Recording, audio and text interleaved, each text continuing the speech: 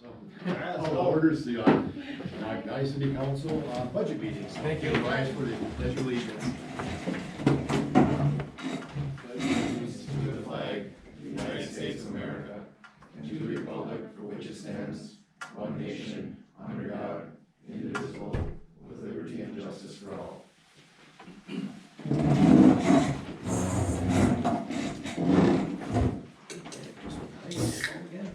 Mayor Davis. Councilmember Stagliano. Here. Councilmember Illman. Present. Councilmember Smith. Here. Councilmember Karki. Councilmember Lavelle. Here. Councilmember Howard. Here. I'm gonna get a towel. Ryan. He's got you. Ryan's got it. I'm like, what? We're good. It's not in the agenda, Jamie. 6:30.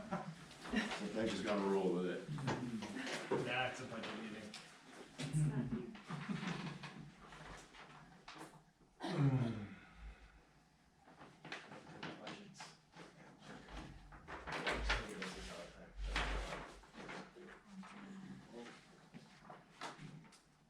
We got a quorum. Okay, number 4, approval of agenda. Need a motion? Motion to approve the agenda. Councilman Smith, need a second? Second. Councilman Stagliano. All in favor, say aye. Aye. Against? Okay, number 5, public comment, 3 minutes apiece. Public comment. Just kind of bearing out there, so. Close public comment. Number 6, 2024 city budget. So, I guess on this right here, Mr. City Manager, I'll hand that over to you. Thank you, Mr. Mayor and council members. Good evening. So tonight we have this fee schedule. We obviously won't be approving this tonight, but it's for your reference to look through. And I believe we're gonna bring this to the November meeting. Yeah. Correct? And anything that has changed is highlighted in black in here. Okay? So I encourage you to take a look at this. There are some changes in here, not a ton. And then you can bring comments to our next budget meeting later on this month, and we can make any changes should anybody make that motion. You will see that we have increased our, let's see, on page 5 and page 4 and 5, excuse me, under our electrical rates. We have increased our fixed charges for $3 on residential and $5 on commercial services. We haven't really moved our rates in the electrical fund for a number of years. I think last year we had a very slight increase on actual usage. This would be a fixed rate, which we believe will bring in about I believe $85,000 or so in additional revenues. This will help offset some costs to the substation and just bring some additional revenues into that fund. And I'll talk more about that when we get into the budget itself. I'm just pointing out the most important ones, I think, for the constituents out there, residents. In page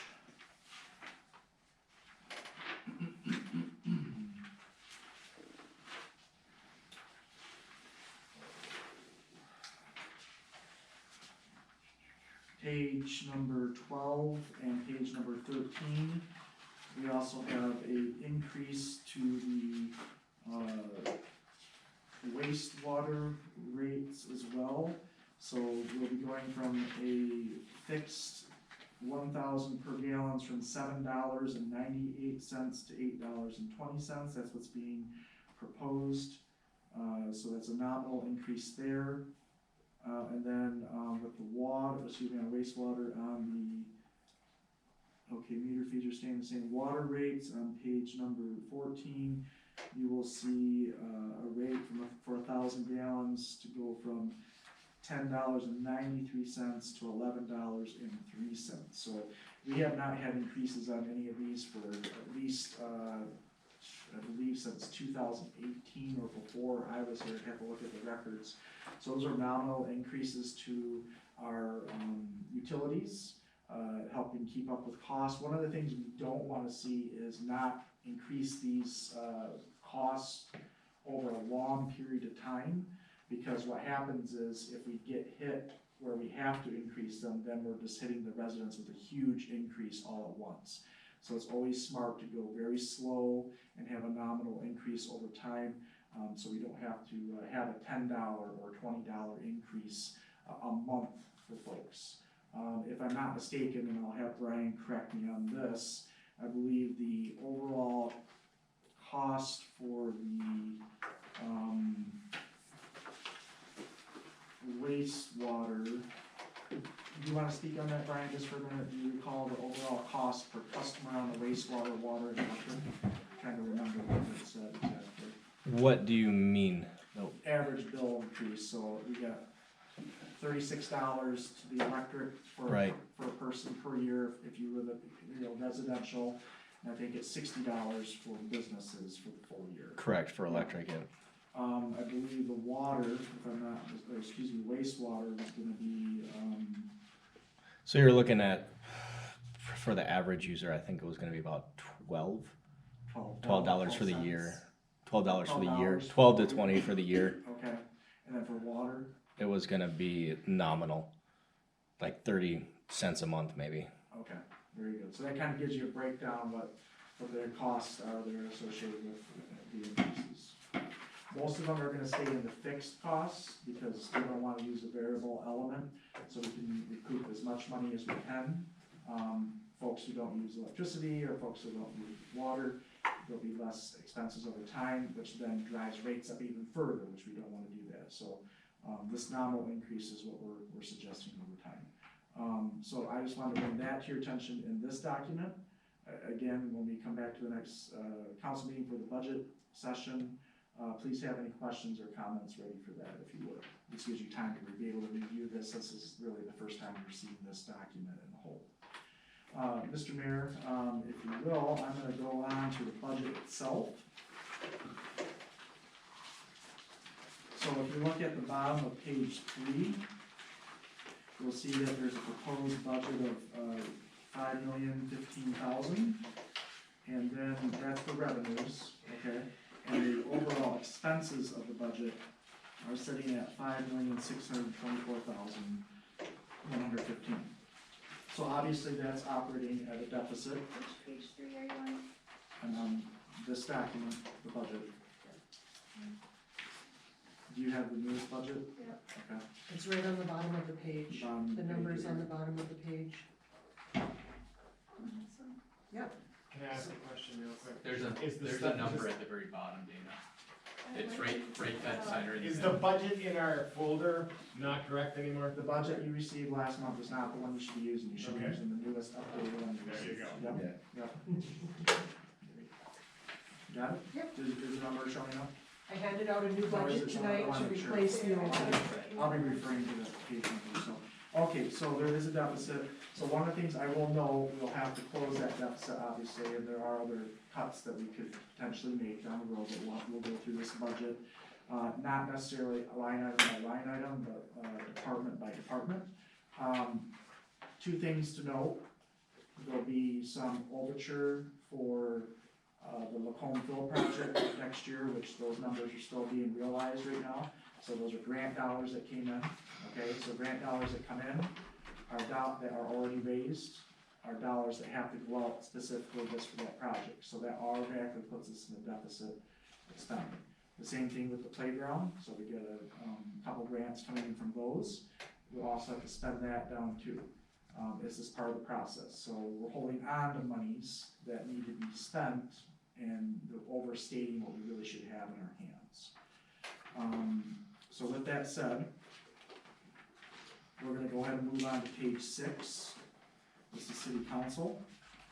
And, for those that haven't been in a budget session before, feel free to ask questions. I will note where there's major changes and explain why there's a change there.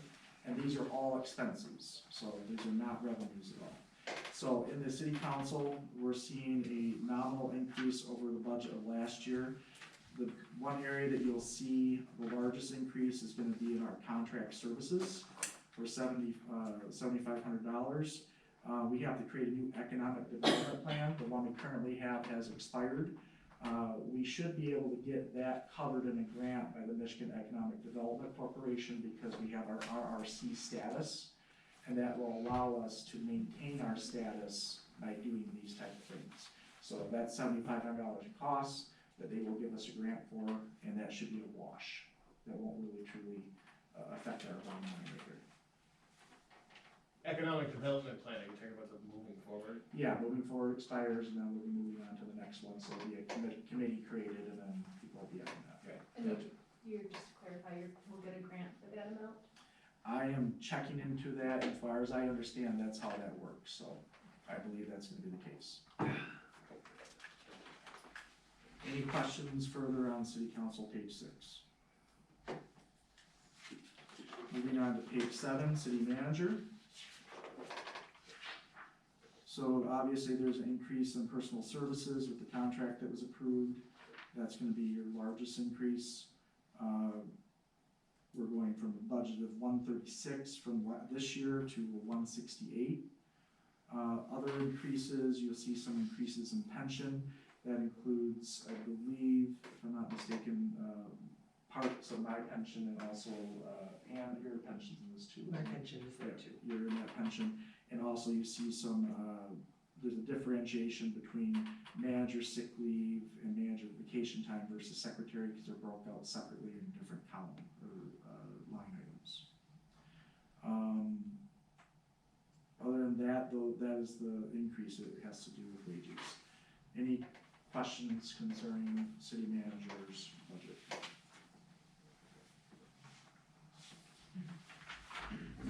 We need to trim some fat off of there, that's for sure. You see This that right off the top. This is the time to do it, so what do you want in the trim, sir? Well, I don't know, you tell me, where can you save money, Nate? Where can you give back?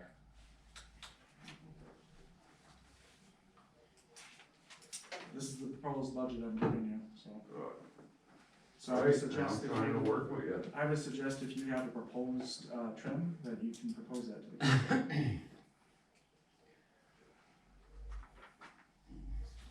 Alright, seeing none right now, moving on to page 8. We still have time to discuss that further if necessary. City clerk, budget, this year's budget at 70. So one thing I will make note to you, you can see that this is 70, but you look at the previous years. Generally speaking, not all the budget's ever gonna be spent. Sometimes it will, that's the worst case scenario. So please keep that in mind. The budget did go up by 9,000. You're gonna see probably the biggest increase in that is gonna be pension. There's some audit costs, so it's kind of spread throughout that, and part of it's personal services. Staff does a really good job of managing their budgets, and really the bottom line comes down to nominal increases over expenses over time, or increases to personal services over time through the contracts that were approved by this council.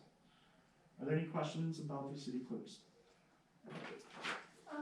So are they not using up all their personal vacation? So looking over time, I mean, we did like some What- interesting years. Yeah, so sometimes, let's see, you have vacation you're asking about specifically? Personal vacation, 722. I'm gonna say they probably use all of it. They are allowed by contract to carry that over, I believe. Yeah, we have to use everything. Yeah, or you'll lose it. So, there is some permission to carry some over, but it's limited on how long you keep that. And contract services, 800. Looks like we budget, but we don't really end up. Sometimes it just depends on the circumstances at hand. So sometimes if it's a zero, you just spend none and you have very little money in there, so that's why it's so small. Could you talk to me about the audit? So No. they're requiring more than a single audit? Yeah, sometimes, in some cases, if it's federal dollars, you spend over a certain amount combined, you have to do a single audit to account for those federal funds. And since we have been receiving quite a bit of the ARPA and infrastructure funds, and so, or I don't think we received infrastructure, but ARPA funds and other funds from the federal government, including bonds, we'll have to have senior audits in that fiscal year that show those expenditures. So when we're done with the water project, potentially next year, and maybe other projects going into 2025, we may not have to do additional single audits unless we receive additional federal funds. And some of the audit is also, see, that's, it seems a misnomer there. 10,000 or 12,000 is not just the cost of our audit, because it's spread over, I think, electric, water, and sewer Yeah. too. So Yep. it costs more than 10,000. That includes the single audit, that's our regular Yeah. audit too. All right, any other questions? Training and traveling, Yes. is there anything that the general, is there anything that's gonna be happening this year? She just goes to one training. Yep. and She goes to a travels. city clerk, It's in Marquette, and most, yeah, it has to do some clerk things, and they do, I think, they might do some, education for voting too, that comes from another line, I believe, so. All right, any other questions?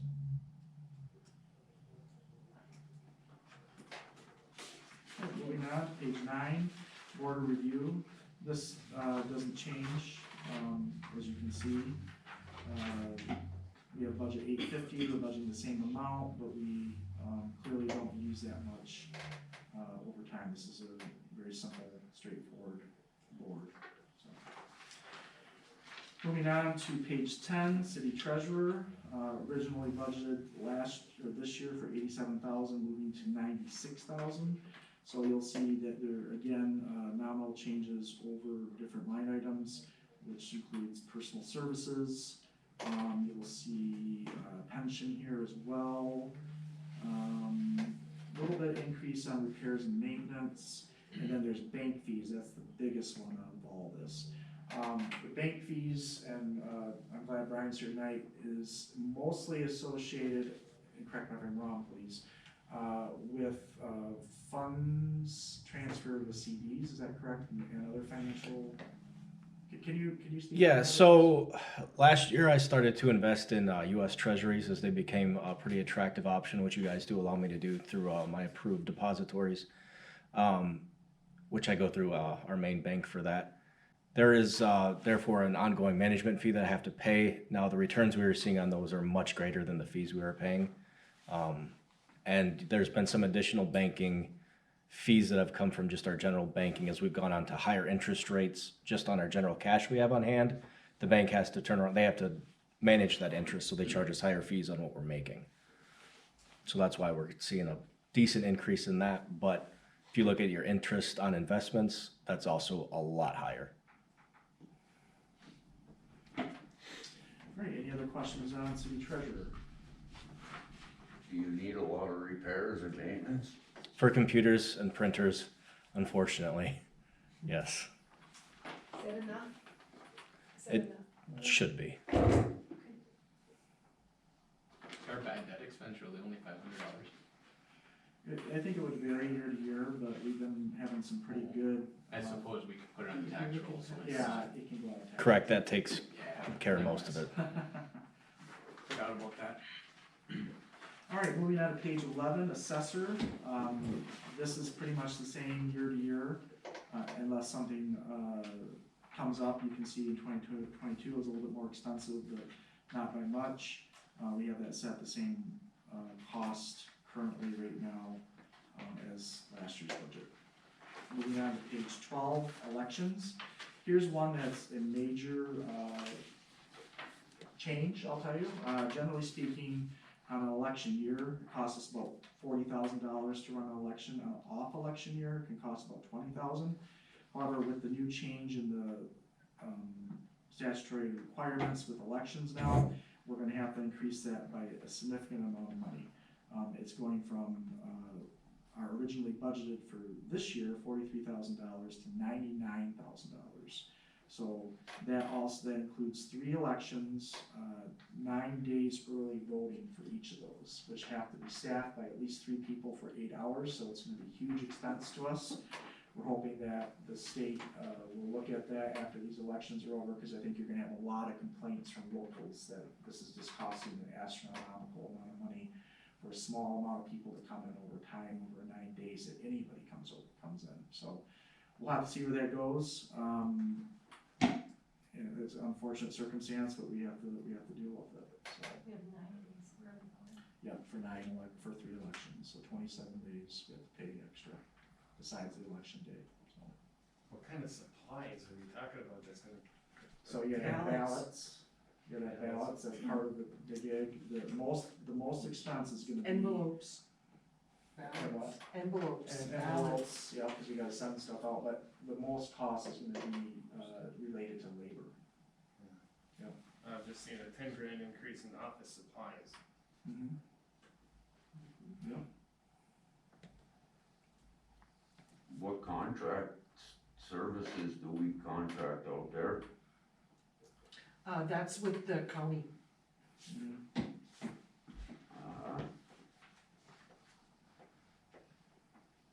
And so those people work hard. The communications is mostly gonna be some postage and stuff and other papers that have to go out to folks that, absentee ballots, all that stuff, so it's becoming extremely expensive.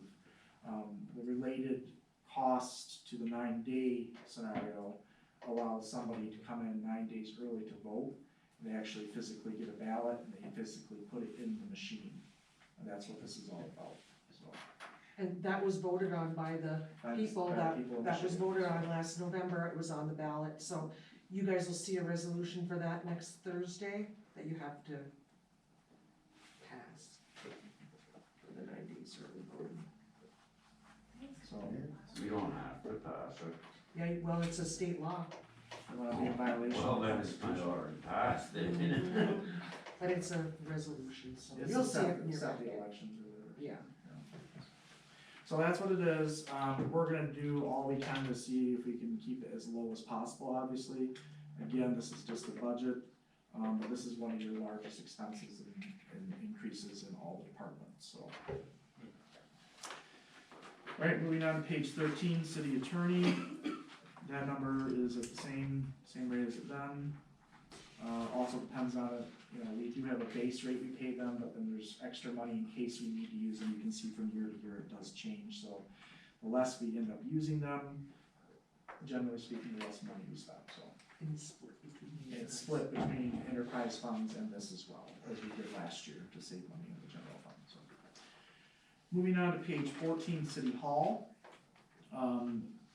We have in this, down by capital outlay, we have AEDs that we're gonna be looking into. We wanna try to provide AEDs, that's those, defibrillators, yeah. We wanna try to provide one for this building, City Hall, one at the ice rink, and one at the DPW. The police officers have all of them in their cars right now for mobile units.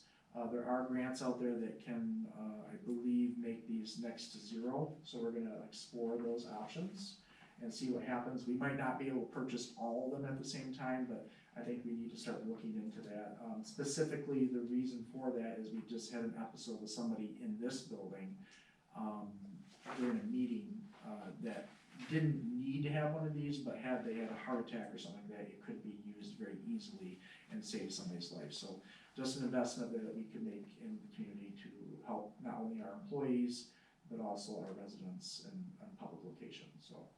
Just something to think about, and we will, of course, anything that's said we're gonna spend, right? We'll have to come back to council for final approval, so. The other thing you'll see in here is a cost for $65,000 for the city ramp outside of the city hall. Obviously, it's in grave disrepair. It's been a number of years on our capital improvements list. We did attempt to get a grant for it at least twice. We've failed on that both times. So unfortunately, we need to put money into it. If we don't, I don't know how we're gonna get in City Hall. And we have to provide AD access as well, so this is something that, this is budgeted at $65,000, but obviously we'll have to go out to bid and do a little bit more engineering on it to see where we can get it. Other than that, you can see that we haven't spent much on capital outlay to City Hall throughout the number of years. We have a budget of $15,000, we've yet to spend any of that currently right now. I'm trying to see if there's anything else in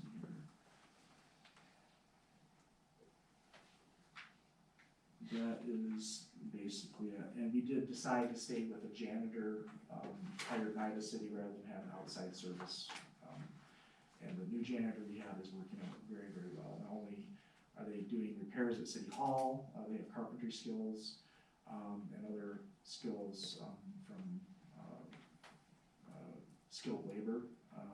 They're also working at the DPW, Fire Hall here, and other places around the city on city property, so it's working out really good for us, so, that change that we made. All right, moving on to page 15, Police Department. This one's always a huge one. We're always skirting about $1 million roughly. Right now we are budgeted at $1 million. Last year we spent $911,000. Do I think we're gonna hit the 1,169,000? I don't think so. We do, it all depends on what's spent.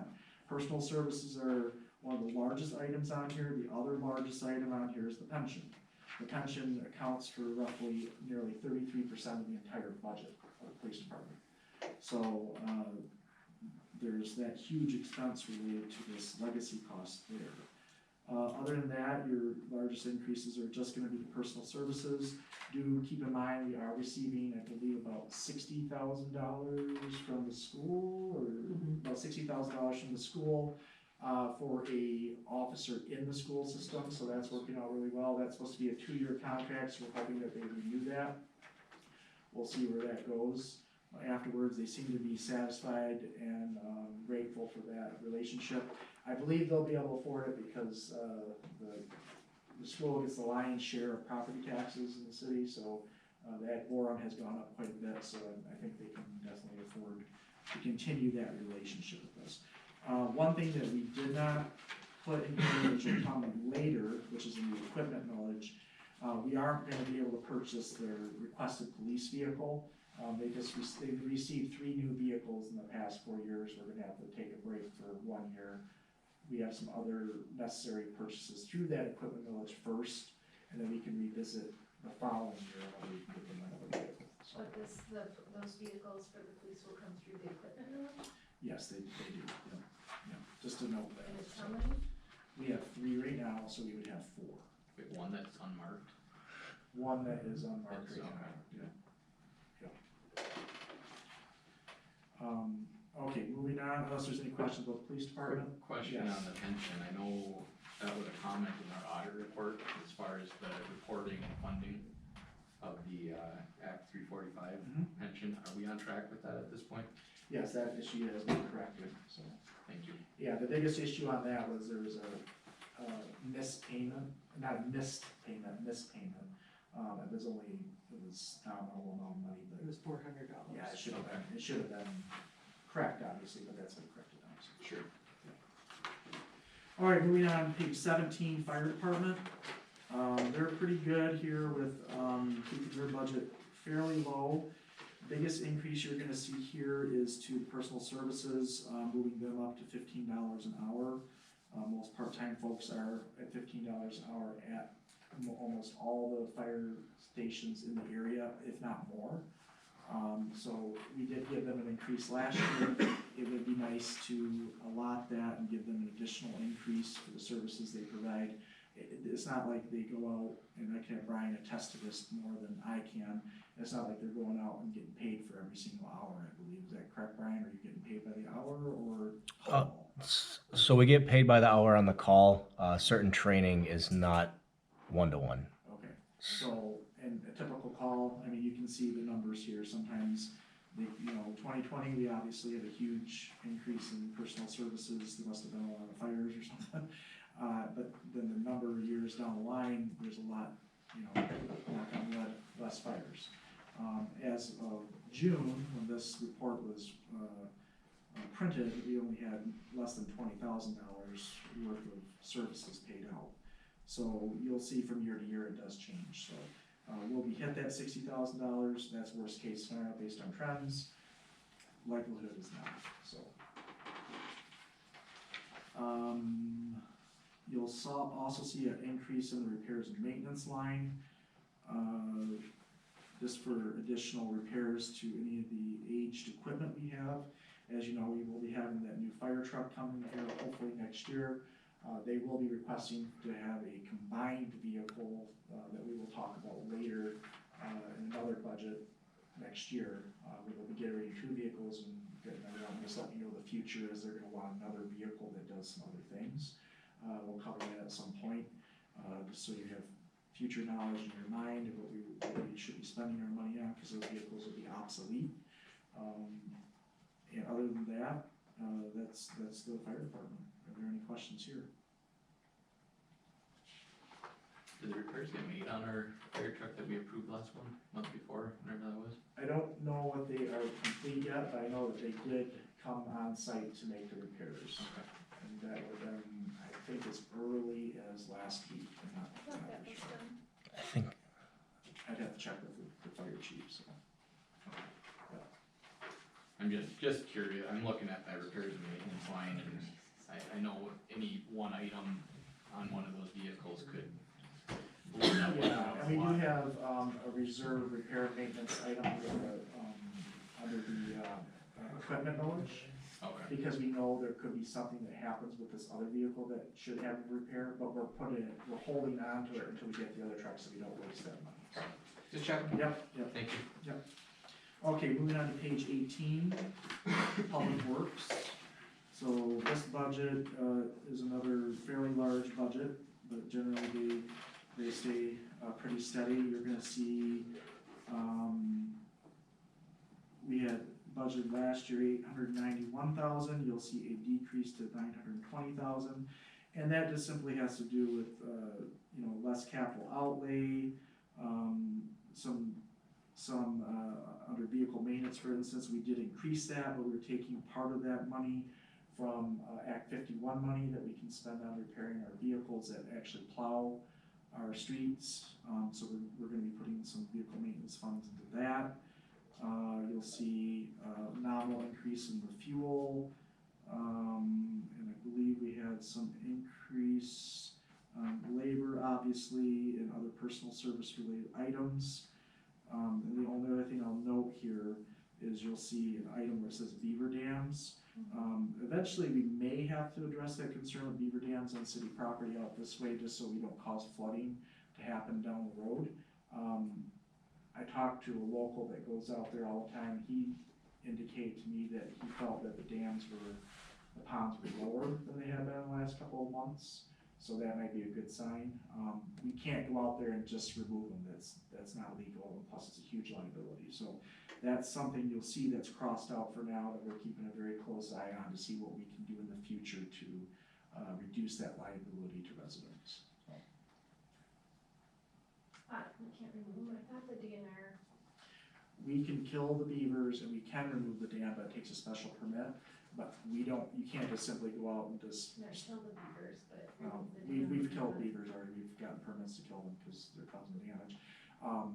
But we just can't simply remove the dam because, it has to be a controlled, drawdown by state law and regulations.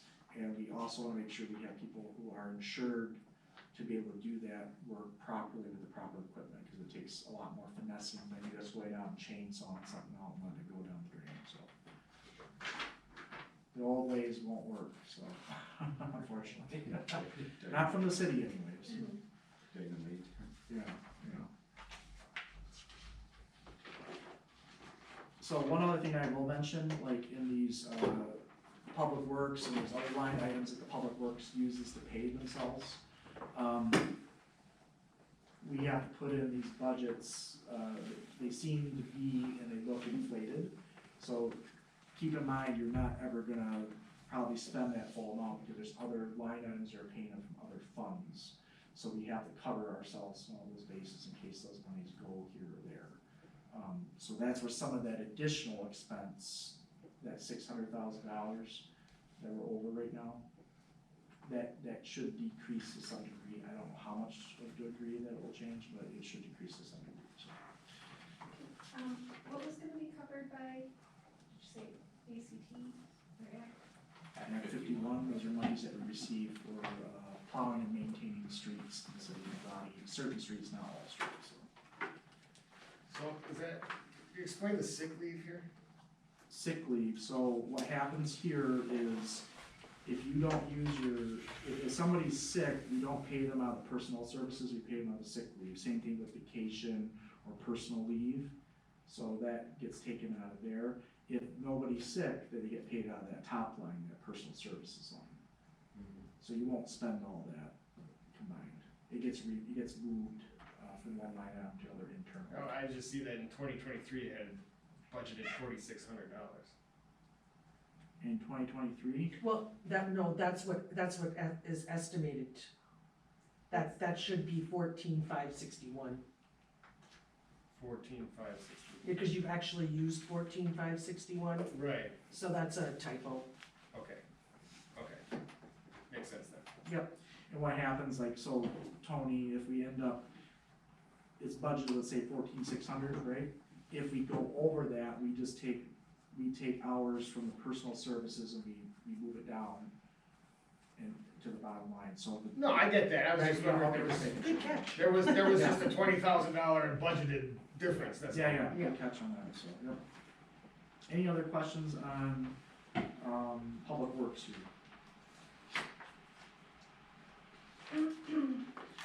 Alright, moving on to page 19, curb and sidewalk. This is budgeted at 0, as you can see, last couple of years, except for 2020, we haven't spent any money out of that. We are moving this budgeted request to the Act 51 monies, because we can take and use curb and sidewalk funds from that funding mechanism to do repairs. This is in case we have to do any repairs for any projects that we have associated with, minor repairs, or in some cases, we do some sharing with residents if they pay for, the material, then we'll pay for half or something like that, so. Sometimes this is, obviously you can see we haven't really spent a lot out of this ever, so. We're also required to use part of our, Act 51 money to make repairs to sidewalks. Obviously, we're making major repairs to sidewalks across the board, including we have that grant out there for the Safe Routes to School, so good to say that we probably won't have to spend a ton of money out of that fund because of all the work we're doing with grants and other funding mechanisms. Moving on to page 20, alley maintenance. We're really not gonna do much for alley maintenance, next year. We'll pay the bond on it, and then if we have to make a couple repairs here and there, we may, depending on what we have, but we don't have a whole lot of, expenses this year so far on alley maintenance. We kinda shifted away from that since we pay 70% of our alleyways.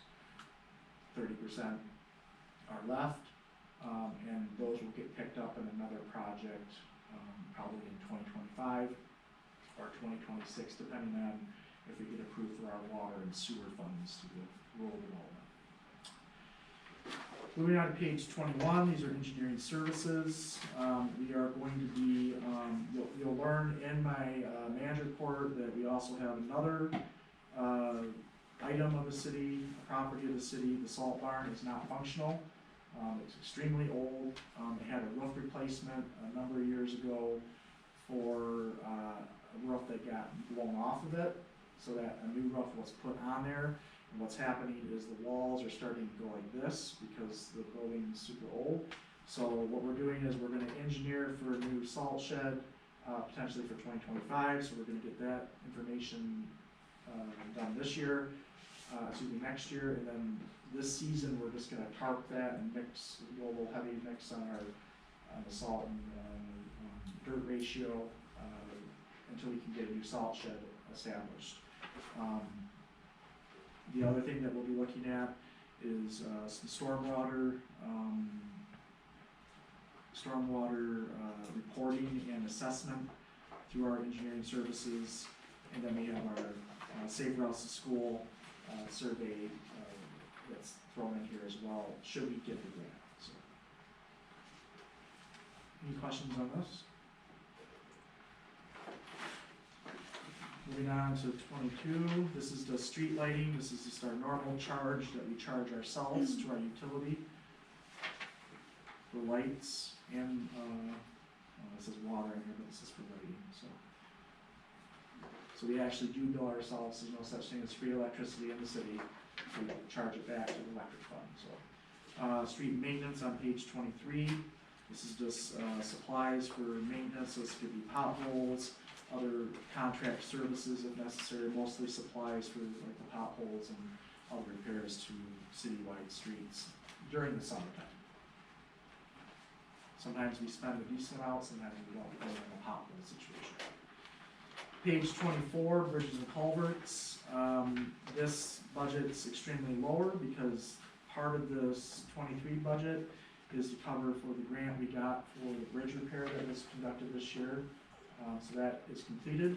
That's part of the match that we'll have to pay towards that project. And this now goes down to $2,000, which is basically just an inspection fee. We pay an engineering firm to go out. They do their bridge inspection, what they're certified to do, and they provide that report to the state of Michigan. So. Moving on to page 25, traffic control.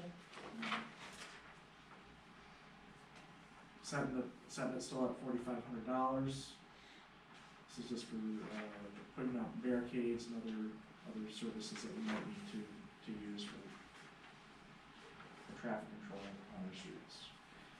Moving to page 26, snow and ice control. So you'll see that there's an increase in this. Last year, in 2024, I believe we did not really have to purchase much, or excuse me, 2022 and 2021, we didn't have to purchase as much salt and sand. So now we're back at having to replenish our supplies.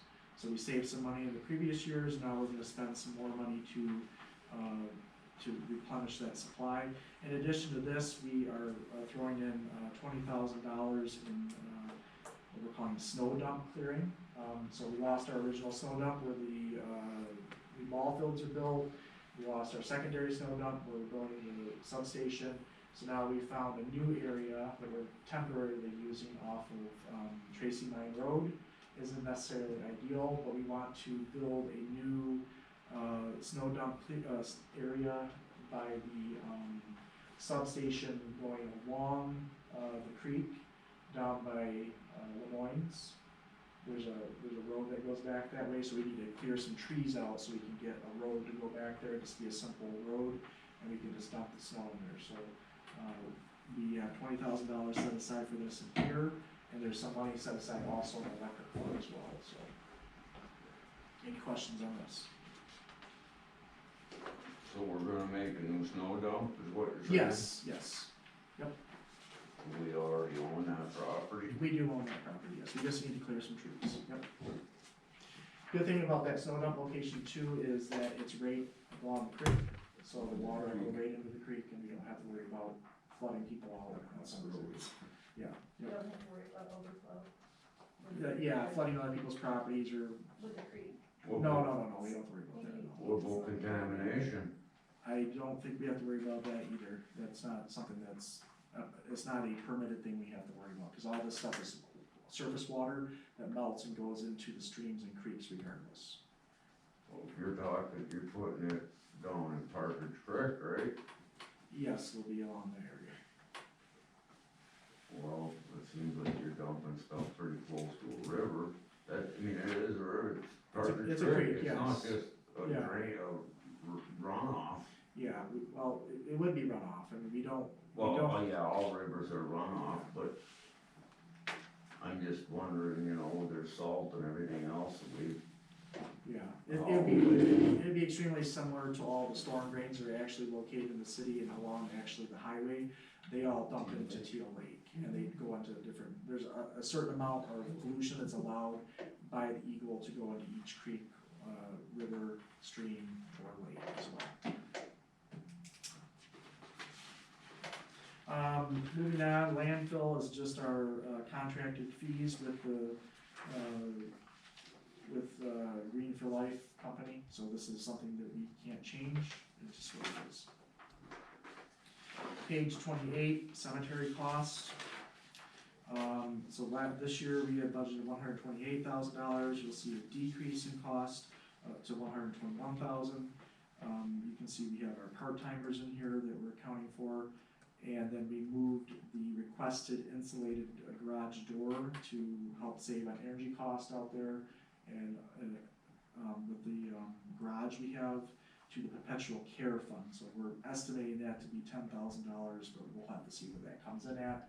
That again will be a bid process to be approved by council. I just noticed pension wasn't, carried over either, so Gotcha. Very good. I will make that correction. Perfect, thank you, Ann. And what was about the part-time salaries, is that correct? Yeah, it's just notating on here, so. Yep. Moving on to page 29, special events.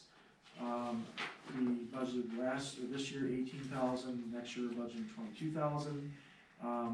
Generally speaking, this fund can vary from year to year. Obviously 2020, we didn't spend any money because of COVID, but then as we go into 21, we spent 15 and 25. So some of this is gonna be covering, costs for employees to come out and put, barricades up for parades, staff members to do, other things for special events within the city. Some of it's related to, Pioneer Day expenses, Yes. and I don't remember, Ann, can you? I'm sorry, remind me, I was reading something do else. we, that's fine, do we have, are the bathrooms in here too for this contract services? No, that's in, Parks and Rec or Recreation. Okay. But this is for Heike Lunta, Yeah. Pioneer Days, tinsel, everything. Yeah, so there's a bunch of different things that kind of get wrapped up into this Yes. little area here, so. Closing off, 41 for fireworks, that type Yeah, of thing. so that's a license or a fee we have to pay to Yep. the state, and that, so. Yeah. Any questions on that, 29? Moving on to page 30, planning and zoning. I'm requesting an increase in the planning and zoning administrator's, salary. We did, I have some salary study information I can provide you. He is the lowest paid, planning and zoning administrator in the area by far. In fact, he also, provides us our blight enforcement, our rental enforcement, those two other things, and he also writes a lot of grants for us as well. So I think it's time to move his pay up, so you'll see an increase in that. You'll also see a budgeted item that we can look at more closely, for blight enforcement. And this could be used for potentially tearing down some blighted properties. There's at least one house in mind, potentially one other property as well. We will be looking at moving on a property that we're tearing out an old trailer, which will have to go out to bid and approved by council. So he had requested 30, but I set him at 15. So that is an area where we could trim a little bit if necessary, depending on the pleasure of the council. So I'm leaving that as an open option for you. Yes? The blight enforcement, so we have that in our budget, but we've reached out to that owner. Yeah, so whenever we tear somebody's property Following down, up with that, is repayment. yeah, so anytime we tear down a person's property or take a law enforcement action against somebody's property, mowing a lawn, picking up garbage, whatever it may be, getting rid of cars, that property owner will be sent a bill, and then if that bill's not paid typically by a certain time, then we assess that bill to their property taxes, yes. Cause we went, I don't think I was on it, because I was on the blight, but I wasn't for the second half. But- Yeah, so that's what our enforcement code allows us to do to recoup those costs in those circumstances. How many properties in the city are considered in blight conditions and? We don't have a full listing of that, so our objective is to go after the ones that are the worst right now. And we have a handful of them that we've already, are processing, or in the process of, rectifying their issues on their own. We work with those people hand in hand, giving them lots of time to be able to fix that. Unless it's an issue where it's an immediate threat to public safety, for example, like the Kirkwood building, falling through, then we have to take immediate action, unfortunately. So there isn't a maintained list of blighted properties, but we are concentrating on commercial properties generally, because that's what our enforcement code allows us to do at this point, and industrial properties. As for rentals, we process those to the rental code. If there's damages inside and outside, they'll have to take care of those. And then our public nuisance law allows us to take up other buildings. So for example, that building over on, I think it's Maple Street, the house that had a fire a couple years ago, that would be processed through that code. Or the rental code, for instance, one of those two, it could be either one.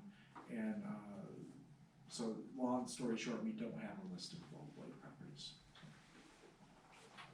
I just noticed there was like one on Main Street, I thought that was supposed to be tore down, and I don't, where's that at? Is that on the city, is that on the owners, or? I'm not there's one that's condemned, yes. It's condemned, I thought he was selling it. It's on the owner to make the repairs, and it's condemned to the point where it's not livable. It is. Yeah, it's been condemned. Yeah, so, Yeah. well, condemned can mean a lot of different things. It's still a sturdy building, it can be repaired, so we're not gonna go and tear that down.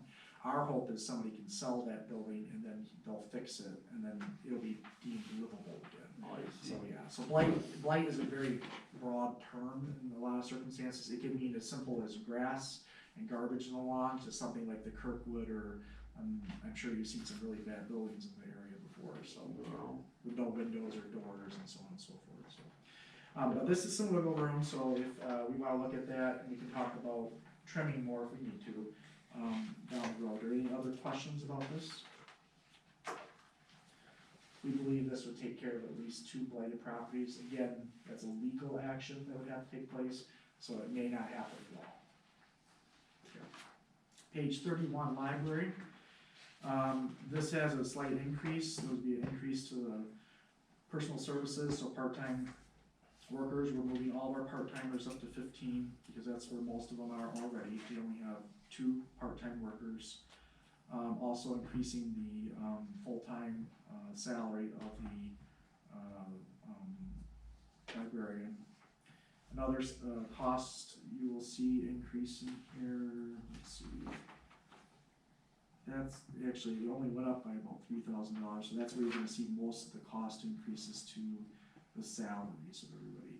One thing you won't see in here, the carpet, under this line item, we moved that to our building fund, and we're expecting, recarpeting of all or part of the library, about $12,000. Our, janitor will be able to conduct that with probably 1 or 2 other employees, so whether we do both sides or just one side, we'll have to see where those costs come in, overall. So we should see some savings in that. Moving on to page 32, parks. You'll see a slight increase to that as well, $84,900 this year to $86,000 next year, and that's just related to personal services. Moving on to page 33, ice arena. The overall budget for this year was $212. You'll see a slight increase of $221,000. That part of it has to do with salaries. And part of it is with the computer purchase, that we have to replace the computer in there. That should be AED too, on the Is bottom. that AED? Okay. That should be AED. You're listening to this. Yeah. AED, thank you. AED, yeah. AED, okay, not ACDC, so, or whatever I'm trying to say there. So AED, again, that's another increase to that. So it's a slight increase, not by a lot. And again, if the computer and the AED are purchased, that's another thing.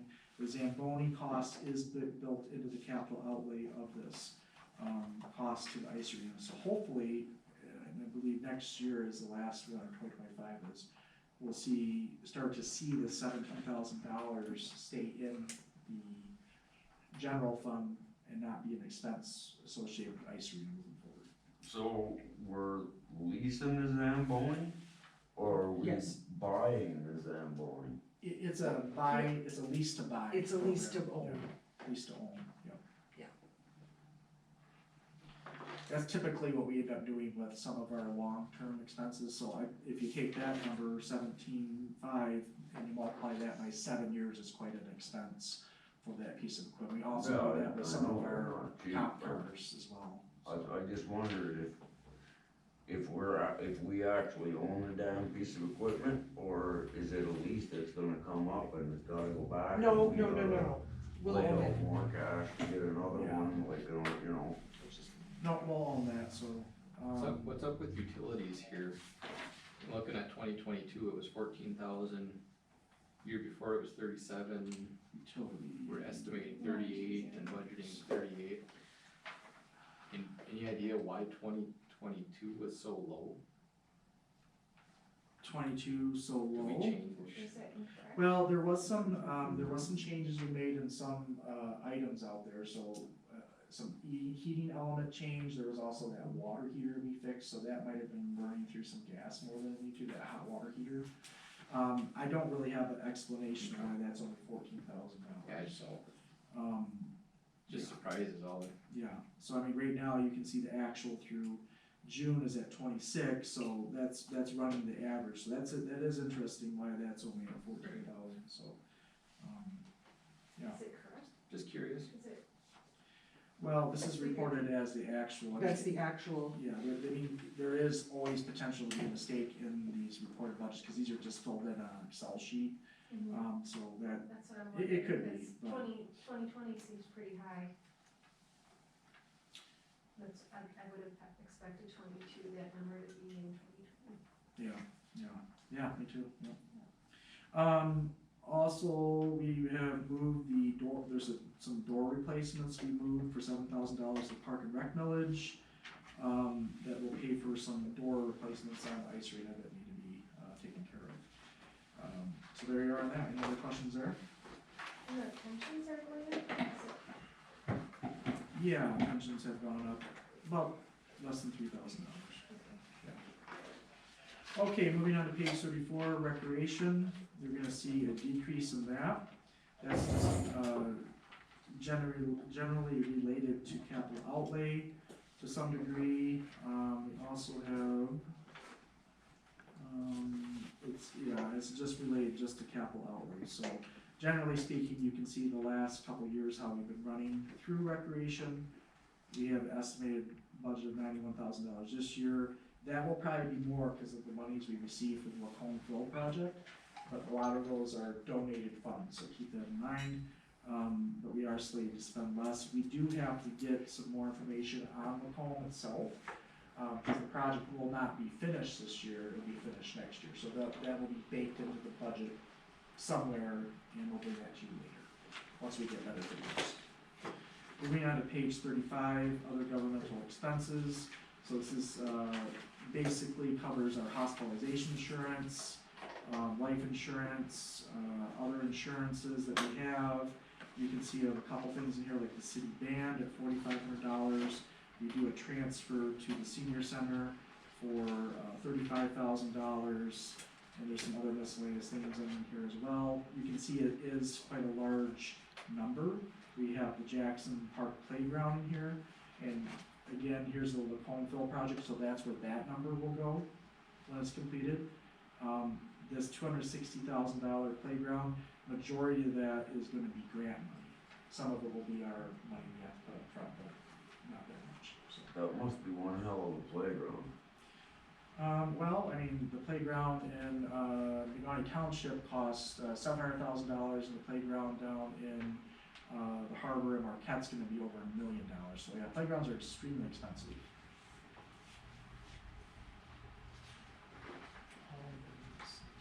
Any other questions on general services?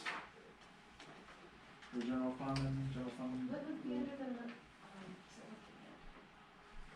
I was looking at the wrong number. Okay, very good. Moving on to page 36, this is transfers. So these are transfers that come from the general fund to other funds. We have transferred to local streets at $141,000. That helps close the gap in the cost expenses to that specific fund. And you'll see that when we get to that fund item. You'll also see our ARPA funds we have already reserved over 2 years ago, I believe, for funds for facades, and that's gonna go at $75,000 to the DDA when those facades are completed, those grants are paid out to those grantees. Any other questions on this? So did the DPA request more than 75? There was a mistake written on this one, because we weren't sure what, grantees were paid already, so only 3 of them haven't been paid at this point. So that leaves $75,000. Moving on to page 37, major streets, you can see our revenues here, so I'm not really gonna go into revenues much, because expenses matter the most. We're gonna go to page 38, major street expenses. So you can see we have, major streets are like, M28, Teal Lake Avenue, our main streets that we take care of first during snow plowing incidents, de-icing, sanding, sweeping, repairs. We get monies in from the state of Michigan for taking care of those things. And, this is the expenses that we're projecting right now. So this last go around, our budget for 2023 is at $639,000. We're projecting $821,000 in expenses, and you're gonna see most of that in, increase for, snow and ice control, and you'll see some of that in routine street maintenance. So the good thing is we get a decent chunk of this money back from the state to, provide these activities. Any questions there? Moving on to page 39, routine street maintenance, for major streets. This is for paying for folks to do those works. We do get monies back from the state on these as well. This is where we put our, sidewalks as well, the 12,773, whether we use that or not.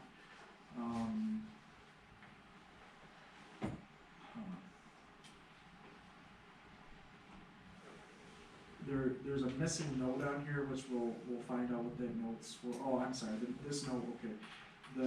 The capital outlay, part of this money here is gonna be used for, maintenance to our equipment. It's on the top of It's the on the top? page, I have to move the Okay. page break. That includes if you look on the top of page 40, the footnote got pushed over to the next page, so I'll make that correction. Okay, so this is gonna, that $100,000 under capital outlay is gonna cover, the top writing on page 40, so that's a DPW plow, $40,000. That cost of that plow is gonna be shared with other departments, like we've done, the last several years, because each department, water, sewer, electric, benefits from the use of plows, otherwise you can't get to those, places without the That's plow. a truck and a plow. A plow, yeah, plow truck, like the big one, not the small ones. We'll also be looking to purchase a, snow go at, $60,000, and we share that with other departments as well. So I misspoke on the other, repairs and equipment. So these are just for capital purchases. So that's a loader with a snow go. Right now, we do have a snow go which is aged, but it will be used as a backup one. And we have a loader which is aged and needs to be replaced as well, so we're gonna use that as a backup one, and we'll have the other one, brand new for us. So there's a loader that comes with the snow. They're both separate purchases, but the snow go will be put onto the loader with other attachments, purchased as well. I think there'll be some forks that'll be attached with that as well. Right. Okay, any questions going back on page 39? Any questions on page 40? This is traffic control again for major streets, so we did traffic control on other items. This is for major streets that we get paid back from the state. As you can see, it's very low throughout the years. I mean, we don't normally spend all that money. Moving on to page 41, major streets ice and snow control. So you can see our budget is at 302 this year, we're moving to 348, so that's an increase. Again, we do get paid money back from the state for these services. What equipment rental do we have in there? What's that? What's the equipment We rental? pay ourselves equipment rental back to the state, and they pay us for the use of our plows and snow go and stuff like that. Unfortunately, it seems very confusing, because it is. Moving on to page 42. We just have, go ahead. That makes sense though, cause if you wanna get reimbursed. Yeah, you have to charge yourself, moving on to page 42, this is just administrative and record keeping that we also get some money back for keeping track of all those expenses associated with state routes and all that type of stuff. Generally speaking, the cost is only up nominally. and you can see we don't really spend as much as we say we do. Moving on to page 43. Truck line, maintenance in 28. This is just another specific state route that we charge services to and get reimbursed by the state. Major streets again, trunk line, this is the personal services. One's for personal services over here, and employee benefits that they charge too, so they gotta break those out. That was the previous page, this one's for other personal services related with the action of the work, pensions and other things of that nature. On M28. Moving on to page 45, trunk line winter maintenance, so that's a little bit different, so same thing again, reimbursement from the state. Page 46, this is just revenue, so we're gonna move to page 47. Expenses to local streets, again, this is just routine maintenance, traffic control, snow and ice, administrative record control all the way through. These are just expenses to maintain the streets throughout not only the winter, but other routine maintenance of streets throughout the city for locals. So this would be streets, for example, in most residential neighborhoods. So we have the part-time DPW assistant on this street? That is something that's left over. That's- No, see, our charter reads that you have to show the previous years, so until that goes to 0, I leave it on there. Yeah. And that was taken out because the clerk decided, it states. Yeah. Moving on to page 49, just more traffic control related issues. Budget's about the same, up nominally through personal services, pension, so on and so forth. Moving on to page 50, snow and ice control of local streets, again, you'll see an increase on that. 267 from 180, and that's just a huge increase overall, and that just has to do with equipment rental charging again to ourselves. So are you saying that our streets aren't gonna get cleaned up any better, it's just gonna cost us more? No, no one said that. Oh, okay, I'm asking. Page 51, administrative record keeping.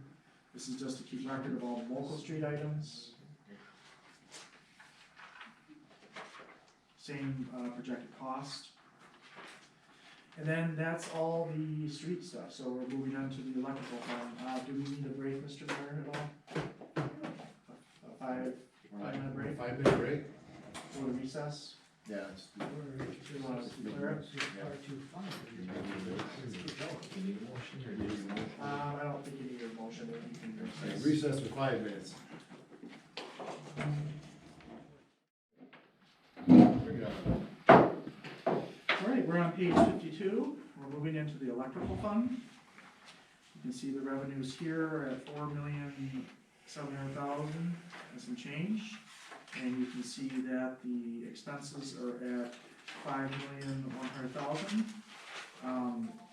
One thing to keep in mind for this, and I don't have the exact numbers from here, but I will write those down in the next budget session, that you have the numbers in your thing, but I wanna kinda call attention to them and bring them to the forefront, is in our expenses, we account for OPEB, the full OPEB for a year, and we also account for depreciation.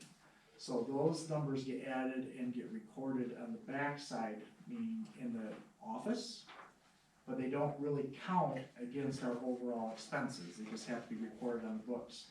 So no matter what I'm going to present to you, unless we were to cut like $900,000 out of this budget, which doesn't make sense to do that, you're always gonna see the water fund, electric fund, and sewer fund run in a negative balance, and making it look like that we are drawing down the fund. That's not always a circumstance, and I'll point that out in my budget report. But we will see decreases because obviously we are in the middle of projects, so you will see that with the electric fund to some extent, you will see that with the sewer fund to some extent, because we're paying the additional fund for next year that's holding over from this year. The water fund, you will probably not see that, so, because there's no projects going on. So anyhow, I just wanted to point that out. We did also move the substation project to its own specific fund, so it's easier to manage and see what we've spent on that project. One thing, we will get you that full funding, the accounting for that, once we come to our next budget session, so that's one thing that I believe is not in here right now, an account for fully, you have that fully accounted? I have the substation, I have the USDA water, and I have the streetscape. Oh, no, the Vista, we need the streetscape. Okay, do we have the accounting for the extra 1.4? No, well, the loan from WPPI is in here. Okay, you got that. Okay, Yes. so one thing we are gonna have to do, this will come in the, you'll hear about this at our next meeting for the electric fund. We are gonna have to borrow about another $1.4 million in funding to finish the substation. The costs have overran, just because of the cost of materials, specifically items to generate electricity. And that's just the way it is. There's nothing we can do about that. So one way that we are looking at doing this, and we will have somebody from WPPI here to explain that, is we'll just draw down the fund balance by about $900,000 to cover those expenses. And we'll borrow $500,000 from WPPI at 0% interest. They have a special program that we can borrow money from them. We'll set a one-time 1% fee based on the amount of money we borrow. We can only borrow $500,000. That 1% fee equals $5,000, and that's 0% interest rate. So that's something that will be coming down the pike. We've already authorized the purchase of all these awards and bids, and we're already building the substation, so there's no turning back from that. But we're not done with it yet. No, You're saying we're already 1.4 million. yes, based on the awards the council has done for bids, the cost is $1.4 million more than what was originally borrowed and stated, yes. So we could easily end up 3-4 million over budget by the time this thing is put together. No, because all the bids are already issued. We only got one more bid next Thursday to approve for, I think, about $60,000. That's the last bid to construct this. And then when you add all the bids that have been awarded together, the equal is the 6 million plus the 1.4 million. So you won't have to borrow any more money to construct the substation. And something that hasn't even, like, you're sure this is just gonna be smooth sailing once all the parts come and, It looks really good on that tour that we just all took. Well, the bids, so we know all the components that need to construct the substation. right, We've already put out all the construction bids, all the component bids.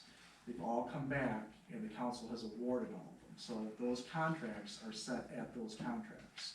So they I have to. get that, but you ever have any of these projects where there's change orders?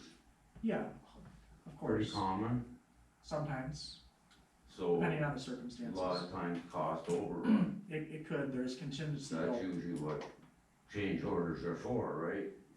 There's contingencies built into some of the funding, but not all the funding, so. And if we have to borrow more, and right now I'm being told we don't, then we'll bring that to the council when that issue arises, if it should arise. Okay, moving on to page 54. This is customer billing. This is to pay for services related to customer billing. So we have our billing clerk in here. You'll see it's moving up about $15,000 or so dollars. Some of that's related to personal services. You're gonna see that. You're gonna see a little bit with pension. So these are just nominal increases over time. We do have a little bit more in here for communications. North Star went way up. North Star went way up. That was a huge expense. That is our billing software that we use. Is there like a less expensive software? or No, this is the software. It's for Yeah, WPPI. WPPI uses the software. We can't switch softwares. Moving on to page 55. Sorry to backtrack Yes, on you. go ahead. Are the proposed changes to the fee schedule built into the revenues? I don't know, did we put those in Yes. there? Okay. Yes. Yeah. Thank you. What does North Star do? That's our billing software that we use to, bill people, keep records of their usage. Brian, I don't recall, does it also, is it used for the metering too? Is that the same software used for the metering reading? It is one piece of the, One yes, piece of it, yeah, correct. so.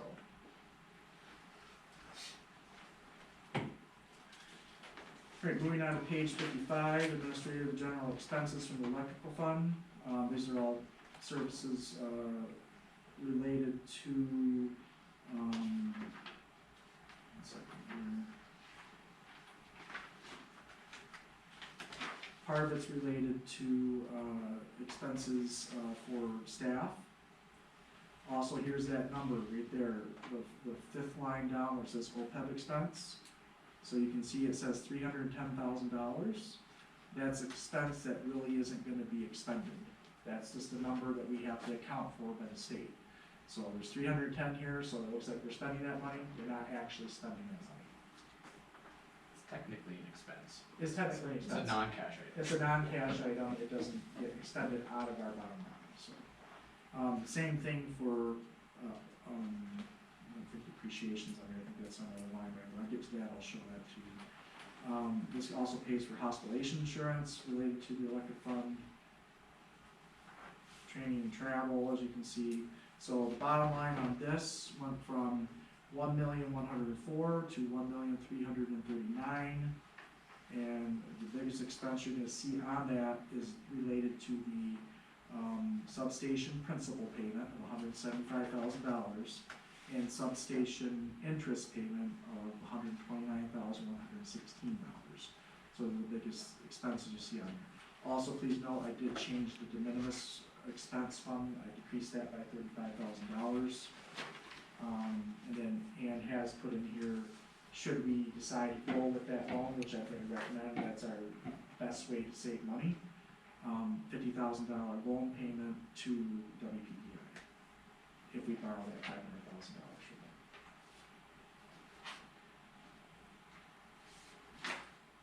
them. Any other questions on this? Can you explain the de minimis? Yeah, so that has to do with the related services that are performed by other employees throughout the city for that department. So police department, fire department, whatever it may be, city staff at City Hall. So we do a transfer of that fund from that fund, water fund and sewer fund to cover general expenses. We're allowed to expend up to 10% of the overall revenues collected in that, the previous fiscal year to that fund. We're not at 10%, it's well below that. So, and that will be explained thoroughly in my manager report that I provide every year, so. But it's expenses that we're charging other departments and we're getting charged. So, for instance, like, there's some It's cost sharing. cost sharing, Sorry.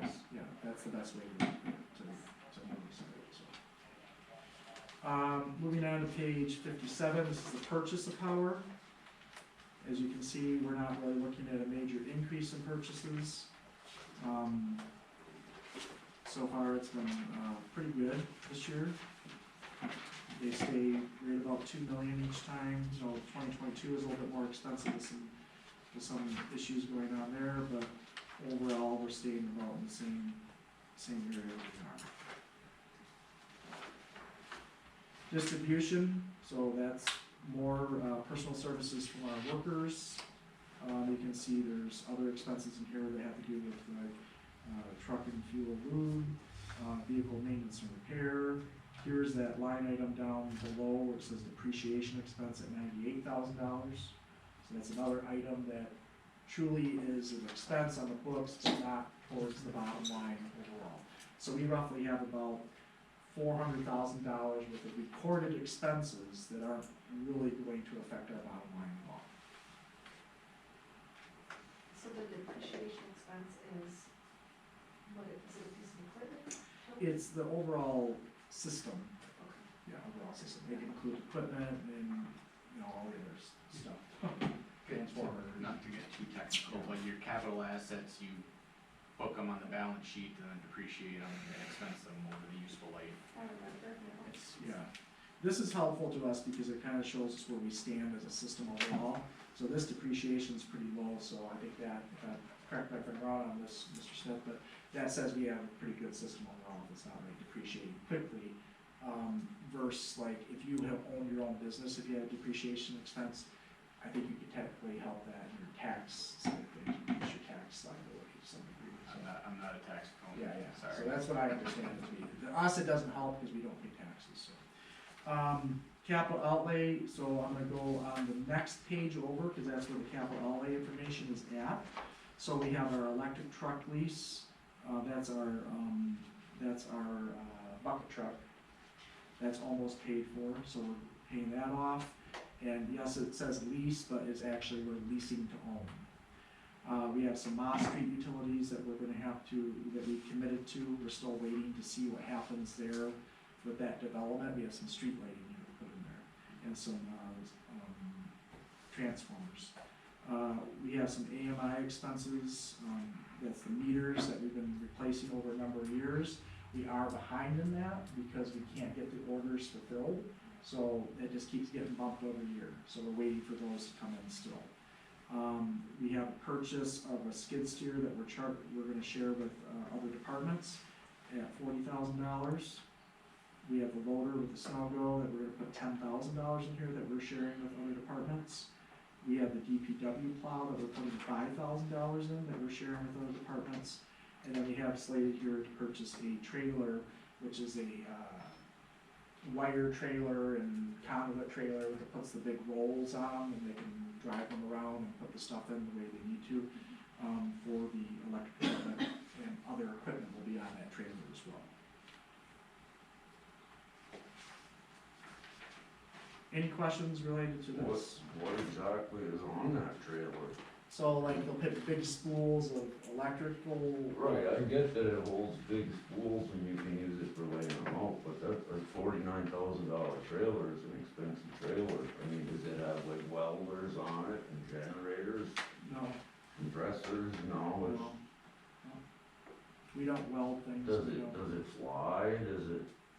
I would assume it's got a wire cooler on it. Yeah, it's a wire puller, I believe, so, I mean, it's gonna go out to bid, and it's gonna have to be spec'd out, so it is what it costs, and that's the cost of it. It's not just a flatbed trailer that you haul hay on, it's an actual trailer that does functional items. I'm well aware of what the trailer does and how it, They're expensive. obviously. Any other questions on that? 59? Moving on to wastewater fund, we got the revenues at 1.6 roughly, 1589. We have expenses at 263. So obviously there's a deficit there as well, but we're gonna move on to page number 62. And you can see the capital outlay where we have some expenses coming here at 265,000. So we have the carryover of the, $210,000 for the Gold Street project. We have our share with the other departments of $40,000 for the skid steer, a loader of $10,000 with the share of other departments, and the DPW plow a $5,000 share with other departments.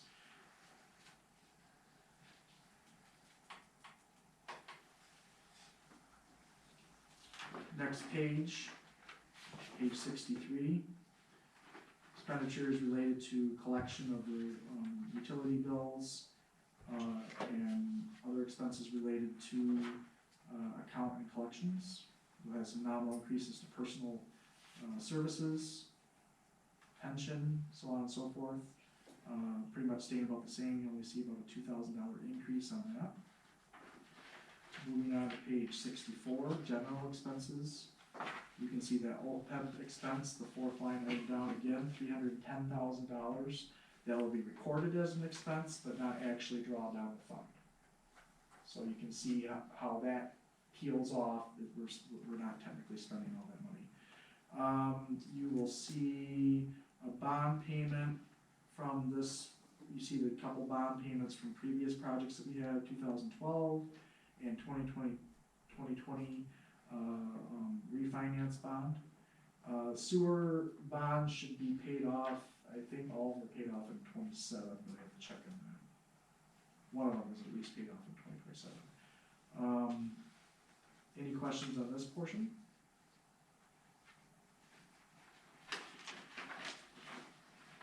Alright, and OPEB was on here too, OPEB's at 310, I wanna point out the depreciation on that real quick too.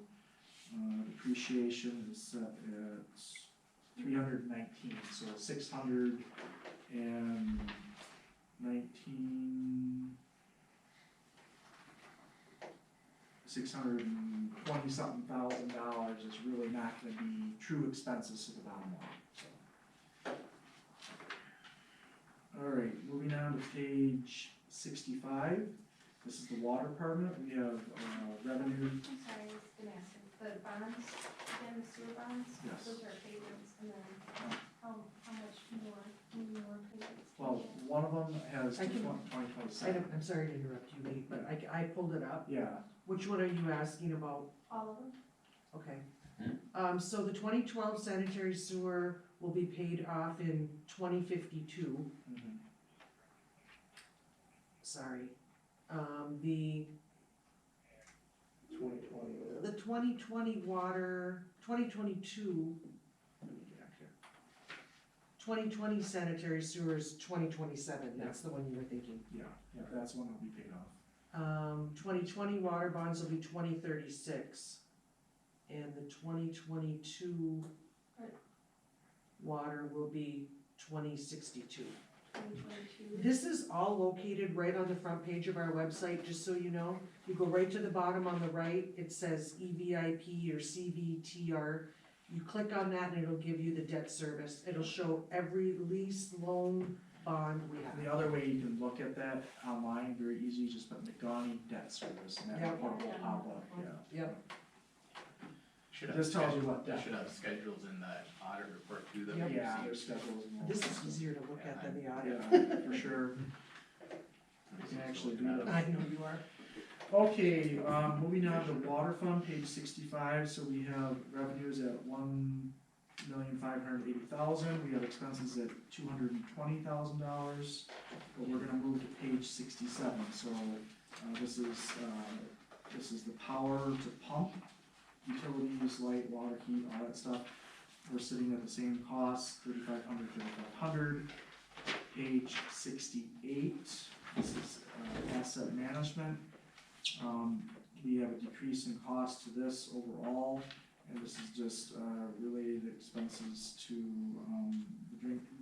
for a grant that we received. DWAM, Water Asset Management, where we're gonna go through and assess, the laterals throughout the city for lead and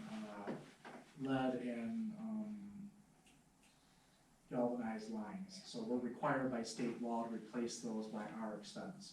So far, we've been pretty good at finding a lot of those, but this grant pays for part of our water folks. So you're gonna see a big, we're gonna see some savings on our bottom line through this grant, which is not a matching grant, it's a full grant. That pays them to go around for a number of years to look for those. But then when we find them, we have to replace them over time, they can be kind of expensive sometimes. But so far, we haven't found too many, so. Water meters, this is just, general expenses related to, reading these meters, some repairs and maintenance associated with them nominally, sometimes there's a lot, sometimes there's not, and they're broken. Page number 70, transmission and distribution. This is where a lion's share of our money comes out to pay for, our three water guys.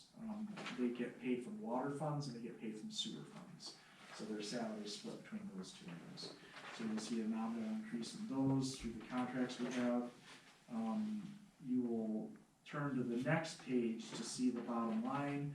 So we were at 1.4 million in expenses this year budgeted, but we have went down to 1,010,000 for next year. So in this, you're gonna see in the capital outlay, $290,000 there. We're spending $40,000 with other departments for skid steer. We're implementing our AMI ESI services, which is a little computer chip that goes on the water meter that reads to the electric meter, so we can read those meters at the same time. That's something that we went with the AMI.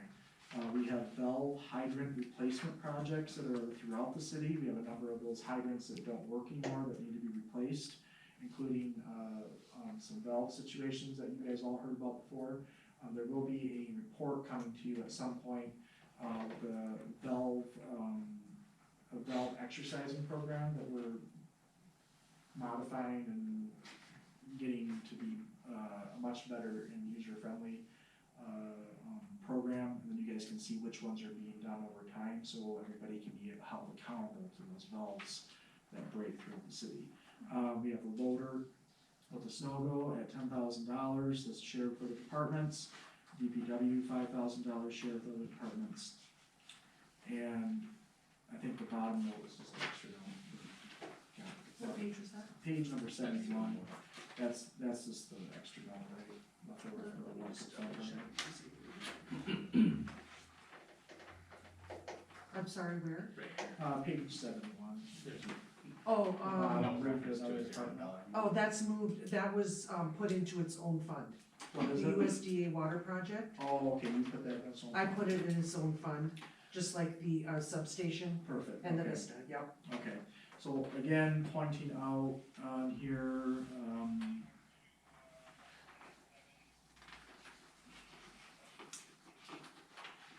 on page,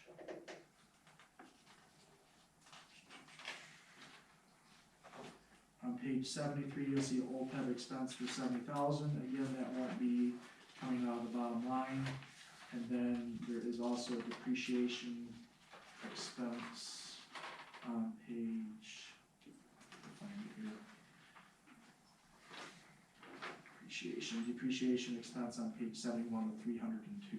So you take those out of there, you can clearly see that the water fund is not gonna be in the negative because of those two items. I know that's a confusing thing to hear and understand, but that's just that's the fact of the matter, so. Any other questions on, page 70 or 71? I mean, you'll see that we're gonna be paying their payments out to the water eventually. Page 72, customer accounts and collections, again, the management of the service to collect, and bill people.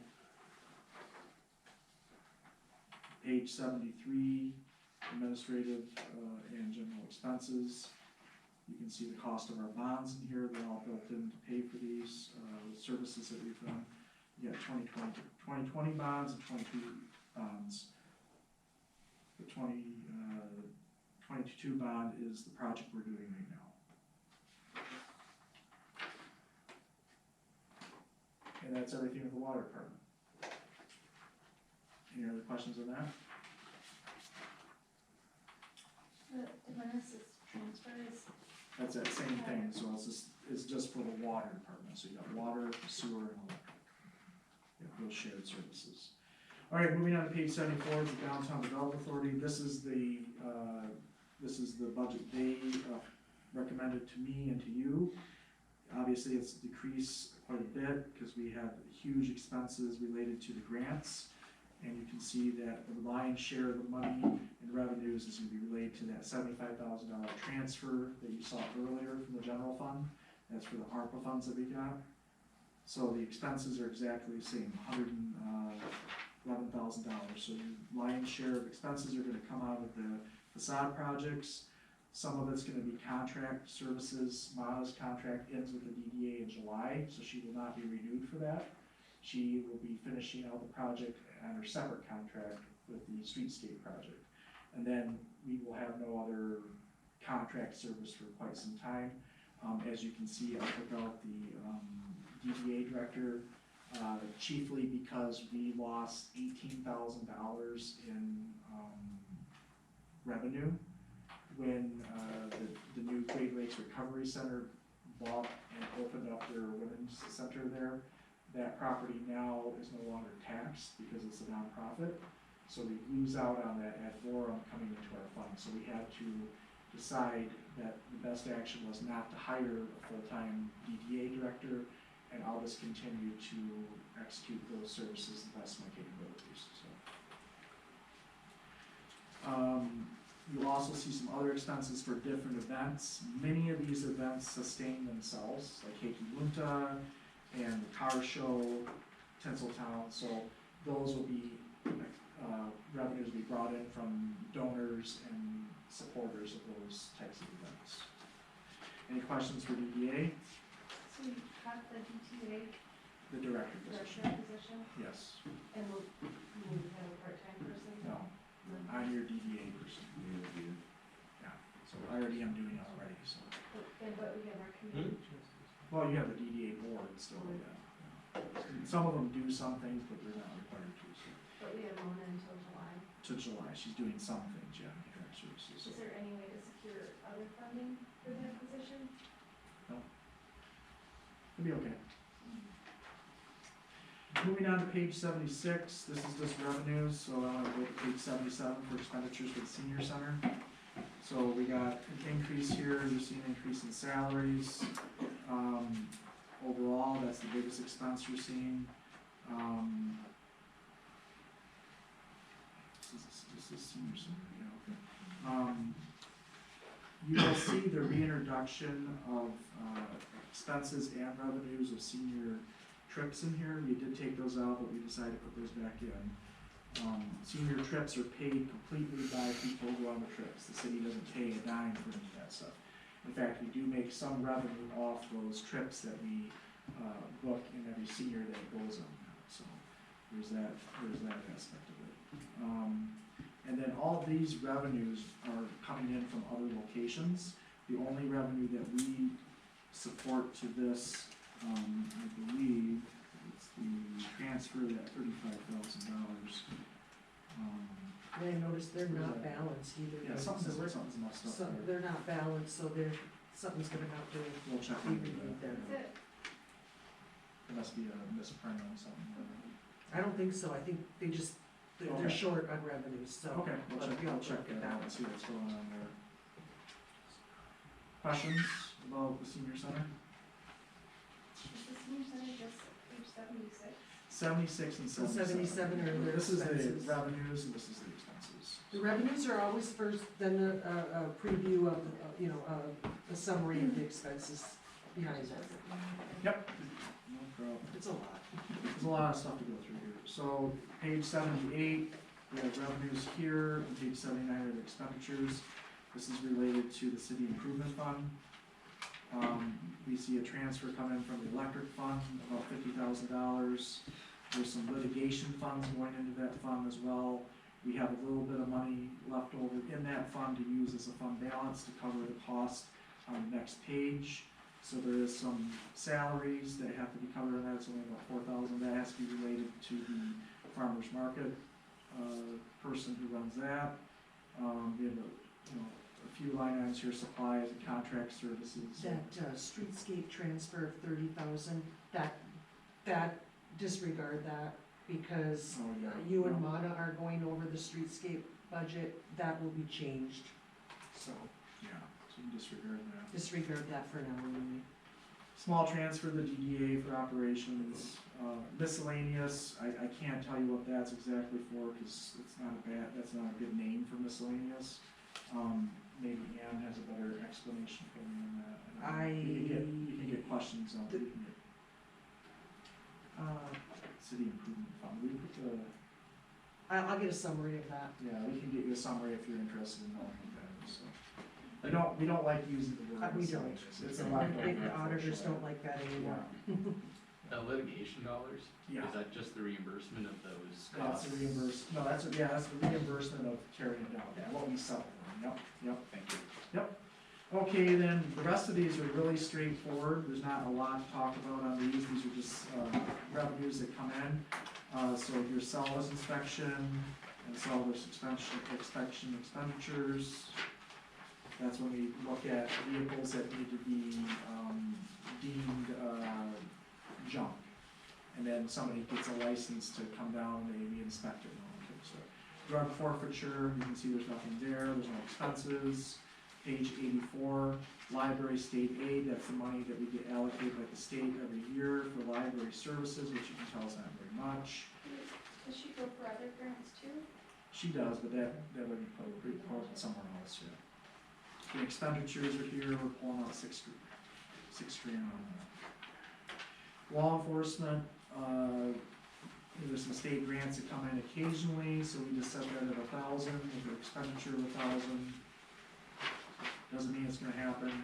Crime prevention, there is some funding that does come from that every year, but we don't really expend much out of that at all, as you can see through the number of years, on page 89. Moving on to page 90, cemetery fund, also known as the perpetual care fund, I believe we call that too. Yes. So we do have revenues coming into that when we sell these lots, or the access to the lots to be buried, and we don't actually sell the land to them, but the access to it. We have a little bit of interest here, and there will be a small fund transfer of about $25,000 to that. A lot of times, all of our tree removal, there could be doors being fixed out of some of this stuff, there could be fencing, there are all kinds of stuff. Perpetual care can mean a lot of things. And the fund 30%, balance- oh, I'm sorry, The fund balance is coming from our general fund, the transfer? Yes, there's the perpetual cares general fund, fund balance. Fund balance. Fund Yeah. balance. yeah, And when we sell the lots, we take 30% of that cost and put it in here. And it's only to be used for the cemetery. and perpetual care is a terrible name for a fund because you truly don't have the perpetual money for it, so. And there's nothing we can do to change that? Not really. I mean, if they truly would've started doing something with that when they first started the cemetery, putting it into some type of, Mutual fund? something, then they may have been able to do that, but it's kinda like, we're kinda too late now, cause the cemetery needs a lot of work at it, just like everything else around the city, so. And what do you mean by change? The It's when you say amount? perpetual, it sounds like it's Oh. something that will grow, I see what but you're it's saying. not, Yeah, and it's like, unfortunate. is it too late to You start doing anything with something? that, Brian, or? So, I have to double check with Judy, but I think that fund balance is pooled cash, so our investments technically come from pooled cash, so yes, we can make money on it. Yeah. But I would have to verify that with Judy. Yep. But it's yes. not like But some of the perpetual care is meant to be like an endowment. Yeah, Exactly. It's not like over in Ishpeming where they have a lot of money in their fund and they draw interest and do things with it, with the cemetery or so on and so forth.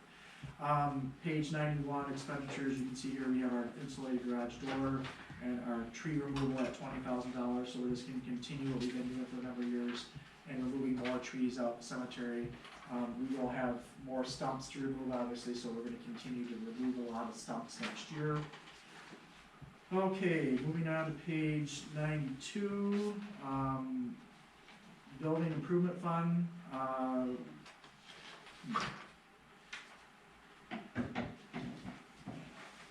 we have a small transfer over here, and it looks like we have the transfer to the fund balance, from the fund balance of that fund, use of fund balance. And then you go on to the expenditures on page 93, that's gonna cover the carpet for the library. Page 94, Parks and Rec tax levy, so this is our, millage that we pay in the city, all the residents and the commercial folks pay for this. This is estimated to bring in about $117,000 this year. And then we will expend about $117,000 this year. Part of that's including that door replacement at the ice arena. We do have a fund balance in that fund, as well, but not a ton of money, but we do have a fund balance.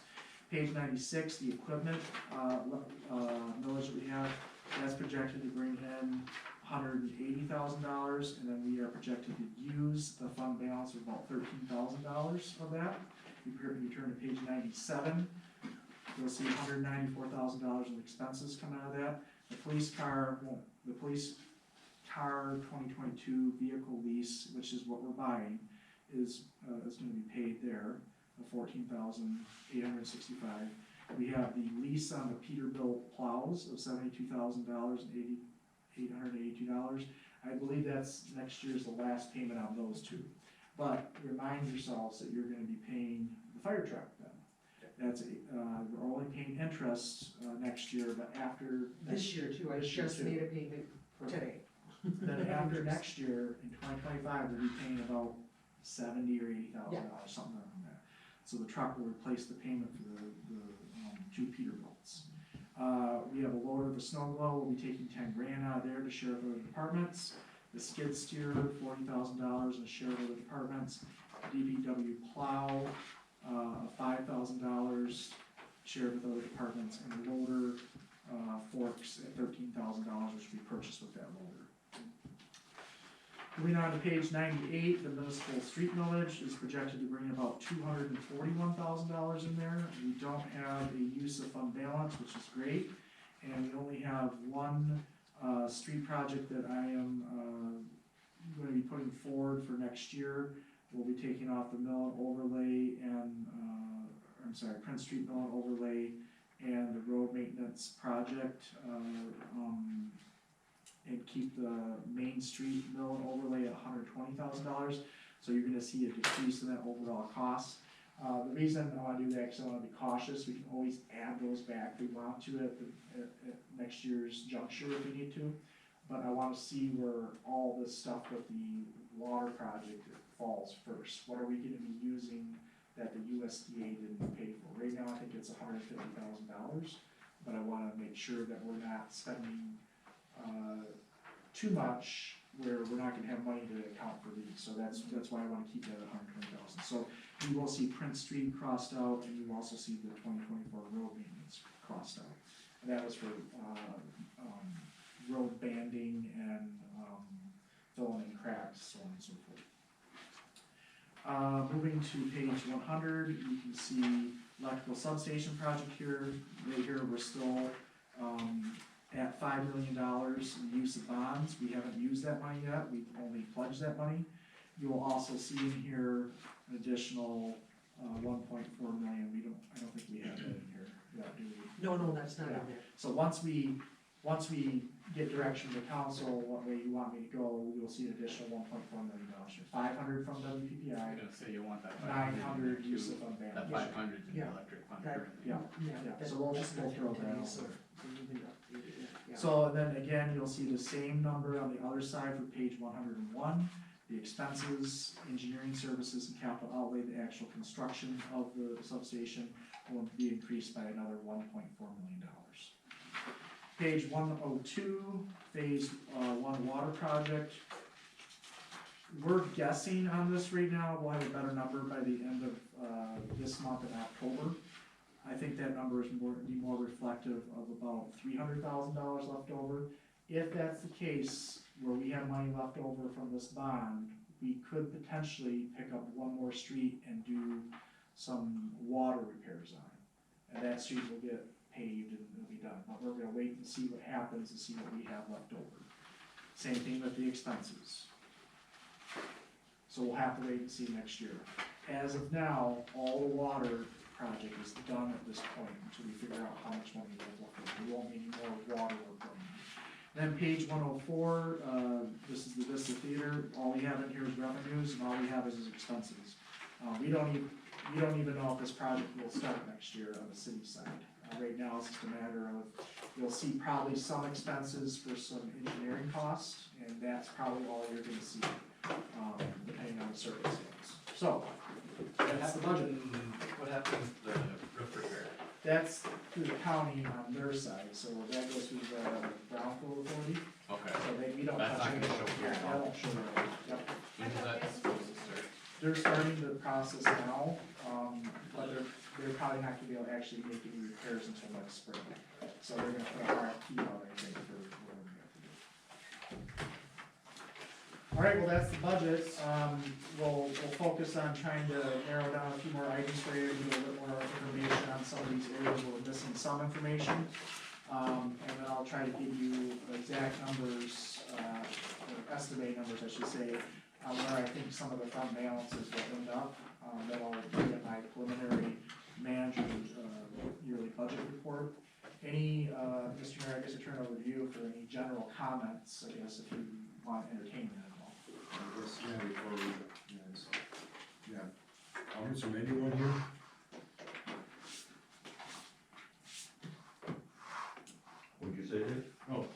Any comments from anyone here? Comment anything, Matt? Well, overall, I think, it seems like we sure spend a lot of money, but I don't know where we're saving any money. And, we sure got some projects that need to get done. And some projects that are getting done didn't need to be done, so. We're already over because of the power station. Now you're looking at, you wanna have a Vista Theater. I don't know how you're gonna have a theater if you don't have parking. Okay, how about this,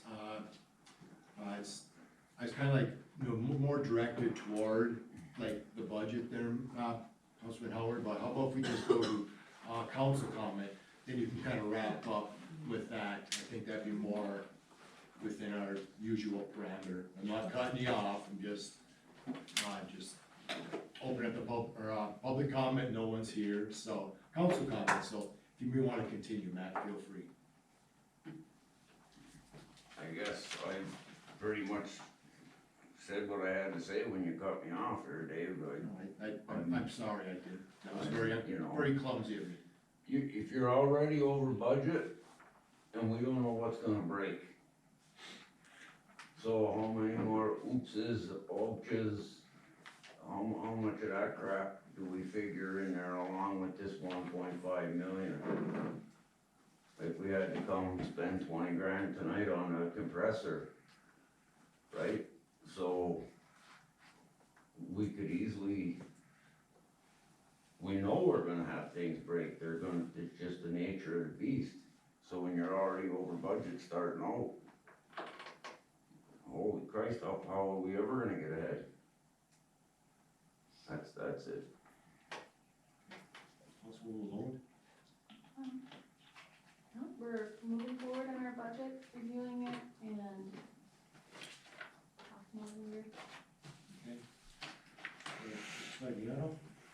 I am confident that the budget will be, resurrected and balanced by the time that, or not resurrected, corrected, balanced, and, I know that we're gonna work through it, but this is the way cities work. It's not a business, city provides services to the people. And, it's just the way it is, and that's what we're trying to do. We're in the middle of rebuilding our town. And, for a little while, we're gonna probably have some pretty tight budgets. I understand that, but that's the nature of what we have to do if we wanna move forward. That's it. Just moving. My third budget. Third one, right? The more you think you understand it, the more it just does this, so. But it's more understandable now. It's starting to understand how the process works and where we cut spending, where we need additional spending, so as the years progress, it gets easier to understand and I see where we're going along with the money trail, if you will.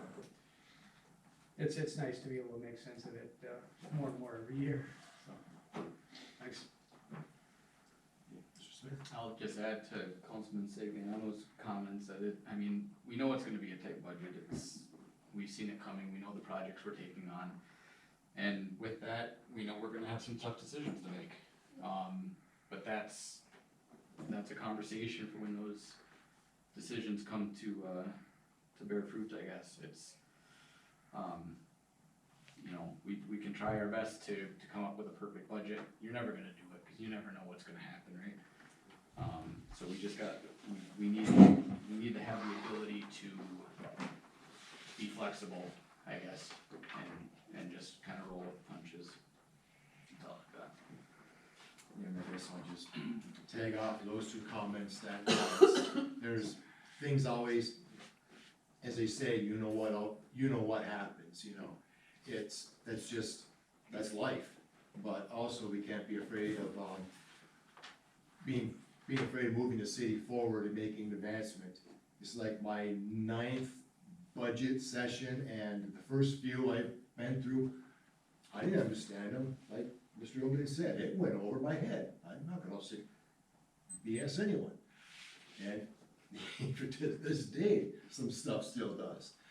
But I have lot of confidence in the city departments, the employees, department heads. It all seems in the end, it just seems to come together.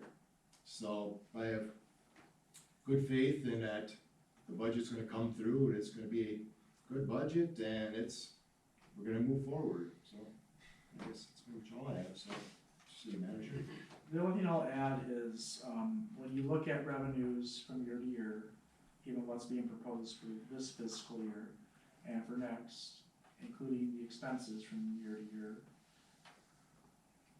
we never bring in the amount of money we say we're going to, we never spend the same amount of money we say we're going to. It's a budget, and it's a living document, it's a guideline. It can be changed throughout the year if necessary, amended. We do that all the time, we just did that tonight with the purchase of the compressor. And if we don't get money for certain projects, we don't spend that money. It's just what we do, because that's the proper thing to do. We try to write the budget to the closest as we think it's gonna be. But again, it's a budget and a guideline, so that's all I have to add. Thank you. Guess on that, I get a motion for I will adjournment. make a motion to adjourn. Mr. Holman, your second. All those in favor say aye. Aye.